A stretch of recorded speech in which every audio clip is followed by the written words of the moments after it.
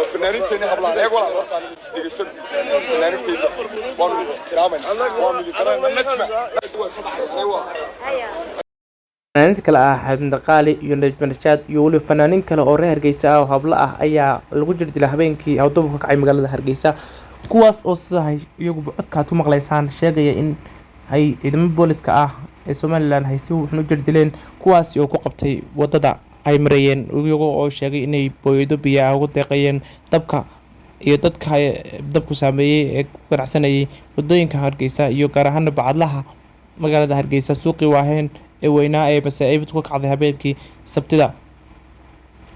si kastaba ha ahaatee fanaaniintan ayaa sheegay in si xun oo xushmad darro loo dhaqmay kadib markii ay soo gaadheen goobta dabka ka kacay iyaga oo booyadaha biyaha ay ugu deeqayeen dadka shacabka ah wasay dalka u dhigeen si kastaba ha ahaatee fanaaniintan oo cabasho weyn ka qaba ciidamada booliska ayaa ka codsanayay saraakiisha dowladda in ciidamadan nimankan ay sheegeen ee ah dhibooga ee sida xushmad darrada ula dhaqmayay laga hor tago kadibna hay helaan meel kale oo ay uga baxsadaan waxay sheegeen in lagu dhaxanay booyadaha soo kalena laga qaatay furayaashii booyadaha lana jirdilay dharbaaxana si xun loola dhacay waa sida hadalka u dhigan fanaaniinta balse saaxiib ha wada dhageysano hadalka fanaaniinta yar dhageheena u raaricinayna han dhageysano fanaaniinta qaaliga ah iyo hadalkooda si loo dhaqmayo xushmad darrada ahayd dhammaantiinba saaxiibayaal daawasho wacan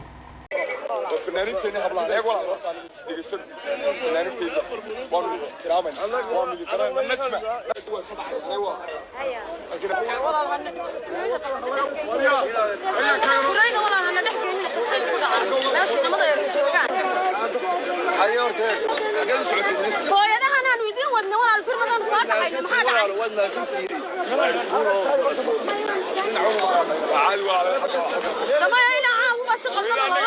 الشعب كانوا ولا يدكون واسقين اي ولا ندغسو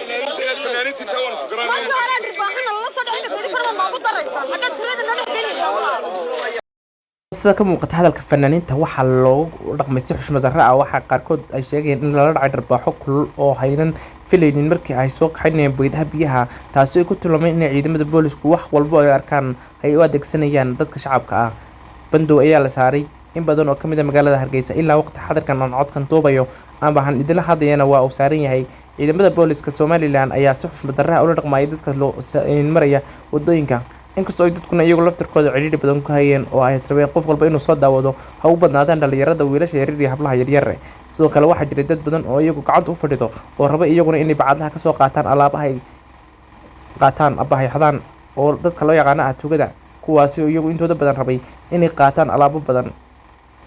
halkaan indhaha ku arkay dad kamid ah kuwa tuugta ah oo laga reebay alaabo oo ay ku jireen hablo iyo wiilal sidoo kalena iyagoo gacanta u fadhiday oo soo qaatay boorsooyin kuwaasi oo hoos ka soo mariyay mrijooda balse markay ciidamada booliska ama nabad sugidda ay dareemeen hay ka saareen boorsooyinkii kadibna ay u kaxeeyeen dhinaca saldhigga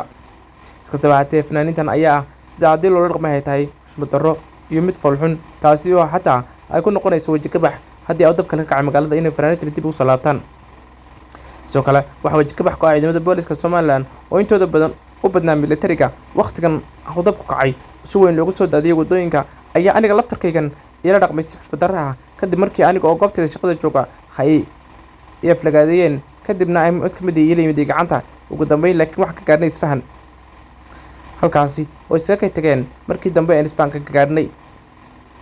hablahan fanaaniinta ah ayuu leenahay karaali ahaada wax kasta oo idinku dhacayna iska cafiya ayaanu leenahay waxna ku jiraa bir Ramadaan inkastoo ay habeenkaaba Ramadaan ahayd inkastoo uu diiday wasiirka diinta oo qaafta oo ku tilmaamay inaysan ahayn Ramadaan habeenkaaba Ramadaan ahayd waxaan leenahay fadhiga bisha Ramadaan darteed iska cafiya dadkiisa xun idin dhaqay ciidamada booliskana waxaanu soo jeedinaynaa in iyaguna kala fiirsadaan dadka u wada gargaarka sida cunooyinka iyo biyaha iyo dadka kale ee iyagu daawashada ahaa ay u kala saaraan si xushmad iyo qiimeyn leh saaxiibayaal